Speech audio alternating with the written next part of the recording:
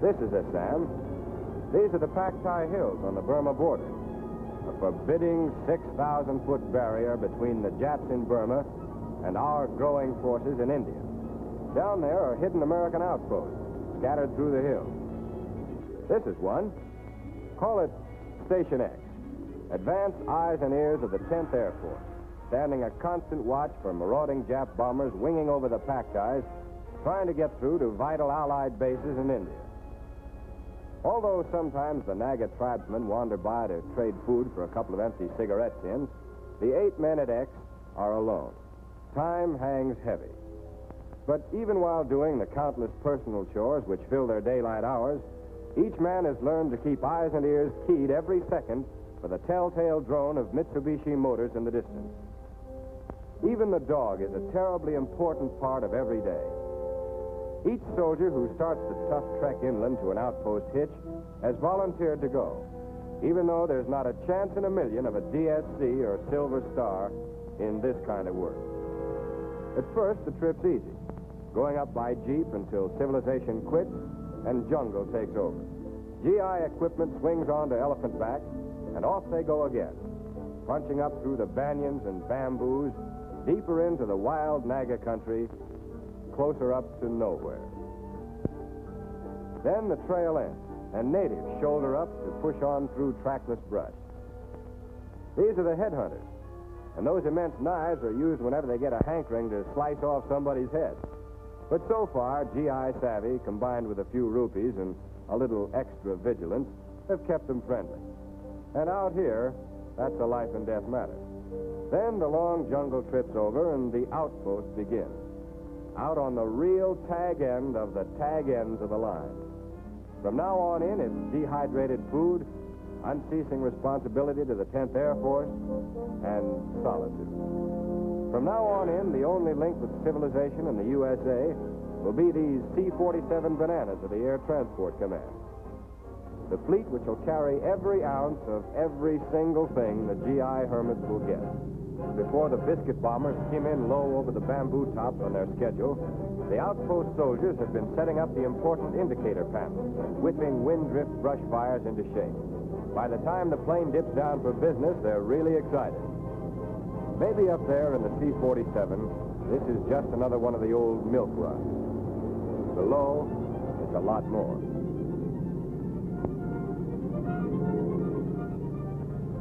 As the lifeline of supply tumbles onto them under stilts, it's the difference between living and, well, trying to scrape some sort of existence out of desolate Indian mountain country.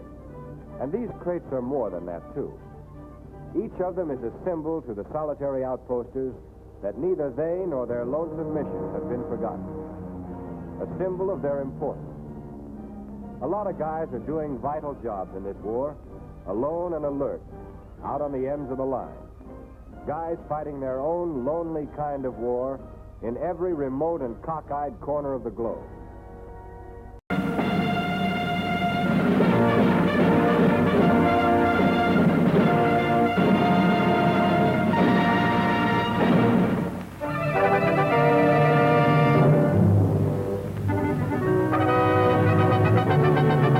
This morning, in the time you spent brushing your teeth, planes of the Air Transport Command were busy flying a distance of 5,000 miles.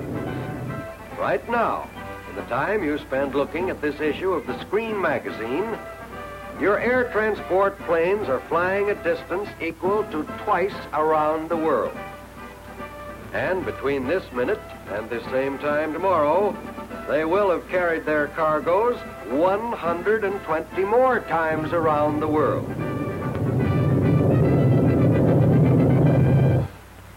This was our Navy when we entered the war. 1,076 ships, combat and non-combat. Many of these ships have since been sunk. The Pacific, the Atlantic, the Mediterranean. Question: how many ships do we have today? Answer: 14 times as many as we had when we started, thanks to the men and women working in United States shipyards. Here's one for the books about your ally, China. The pay of a private in the Chinese Army is the equivalent of 52 cents a month. He has been fighting the Japanese for 6½ years.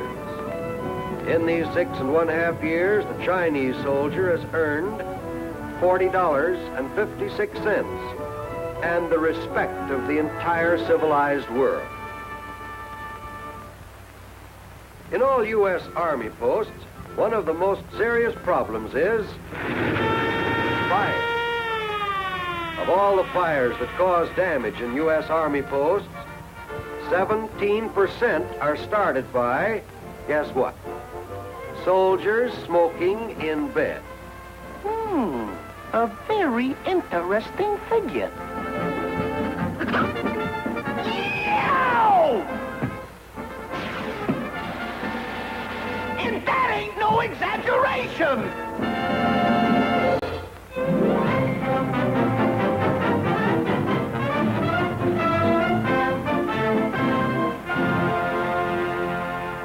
In New York City, the guys and gals of the Overseas Press Club gather at a luncheon to give Yank magazine a 24-gun salute.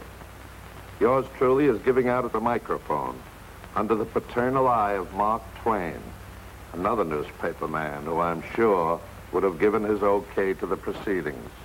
Down at the end of the table is the Army's best-known private, Marion Hargrove.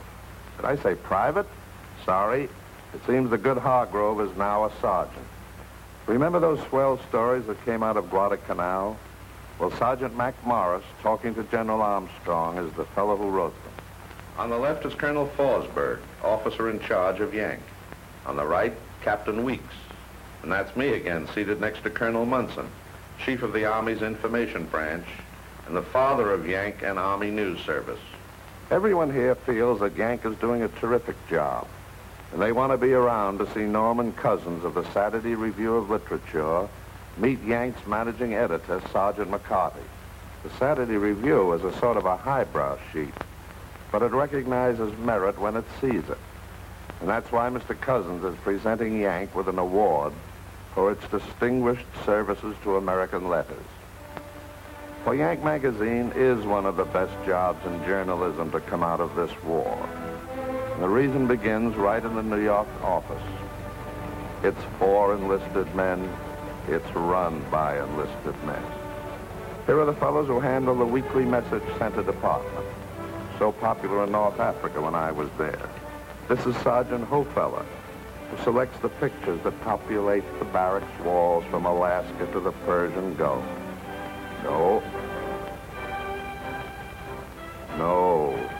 Ah, that's better. Much better. In fact, just what the doctor ordered. This is Sergeant Jack Scott, whom I first met in England, where he was learning to qualify as an aerial gunner. Later, he flew with the 8th Air Force over Germany and told Yank readers what it was like. And this is Sergeant Brody, who was in the South Pacific. Before he drew the enemy, he had to fight him. Perhaps that's why he's become one of the top illustrators in the country. Yes, you guessed it. Sergeant George Baker, creator of the most popular comic strip character in or out of the Army. George, where do you get your ideas for Sad Sack? Well, some of this stuff has happened to me, just as soon as it can happen to any GI. At Act 2, Sergeant George Myers scooped the world for Yank. While at Kiska, he was on hand to interview Colonel Verbeck of G2. Colonel Verbeck, I understand that you have in your possession certain documents which throw some light on the Japanese evacuation of Kiska. What if you'd be good enough to give us a translation of any of these documents that you happen to have at hand? Well, we have the general evacuation order, and we have certain other fragments which throw light on the evacuation, and after all the documents have been found, I believe we'll have the entire story. But New York, as I found out after a talk with the boys, is only the home base for Yank. From here, 2 overseas editions are sent to Alaska and Greenland, and mats are prepared for Yank's 10 overseas bureaus. Special arrangements with the Air Transport Command make it possible for each edition to get their material in record-breaking time.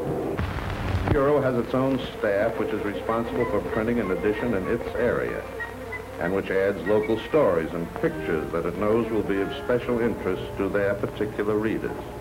Yank is not only read globally, but it's written and printed globally, too. Not that getting out any of these editions has been a snap. There are always problems when it comes to getting a press. The Middle East edition I found out when I was there is printed in Tel Aviv on a German-made press which is owned by Arabs, remodeled by a Jewish refugee, and finally rebuilt by Army engineers. Before the war, it was used only to print grapefruit wrappers. But neither this nor any other overseas edition has ever missed its weekly deadline, nor has a Yank production crew ever failed to produce an issue in a new area, no matter what obstacles had to be overcome. And take it from an old newspaper man, that's something.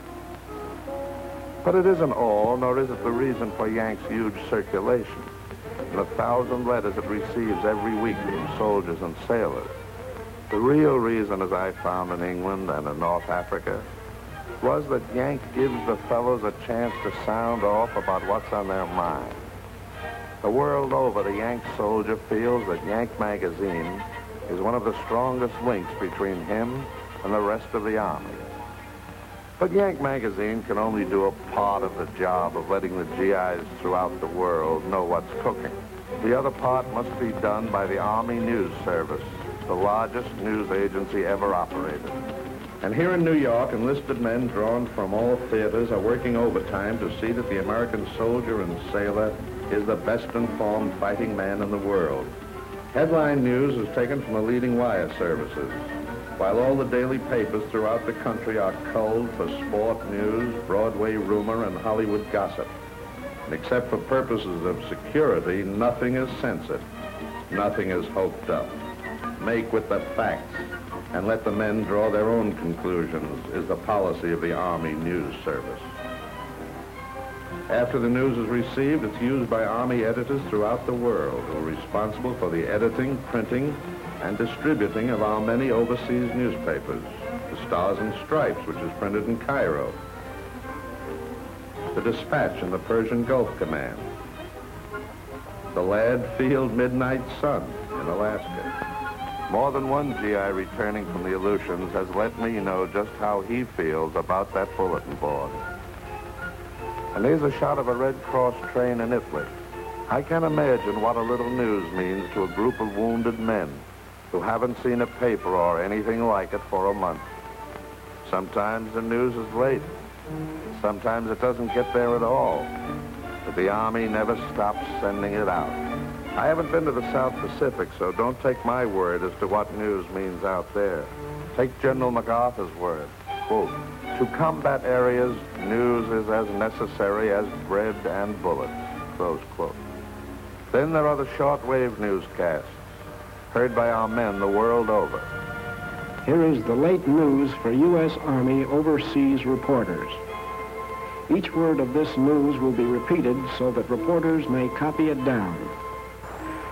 Soviet, forces, have, smashed, over, old,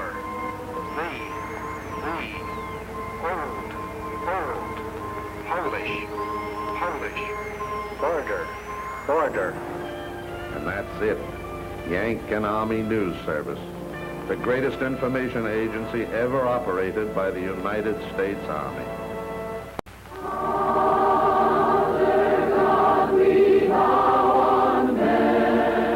Dear Army Navy Screen Magazine, we hear there's a new show back home called Oklahoma. An Army nurse out here can sing a couple of songs from the show, but she doesn't remember the words. The guys in Company K wish you'd do some of the music in the Screen Magazine. This is hello out there to the men of Company K and to all the men of the Persian Gulf Command. We wish there was some way of sending the entire production of Oklahoma overseas, but the boats are still loaded with more essential equipment. So we've done the next best thing. Oscar Hammerstein and Richard Rogers, who wrote the words and the music, the Theater Guild, who produced the show, have given us permission to play the hit tune from Oklahoma. People will say we're in love. we're dedicating it to the men of the Persian Gulf Command.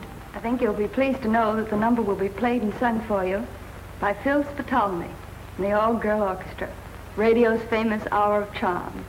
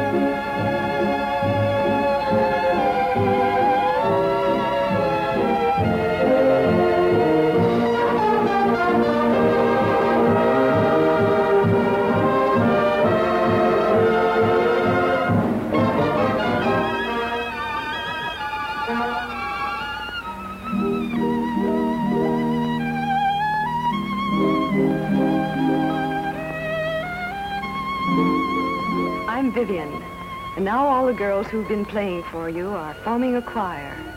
As you know, everyone who plays in the orchestra and plays an instrument also sings. No, no, no, no, no, no, no, do-a-do, do-a-do. No, no, no, no, no, no, no, do-a-do, do-a-do. Don't play, my charm too much, and don't, so vain at me. No, don't stand in the rain with me. People say we're in love, they'll say we're in love, so don't take my arm too much. No, no, no, don't keep your hand in mine. Oh, your hand is so grand in mine.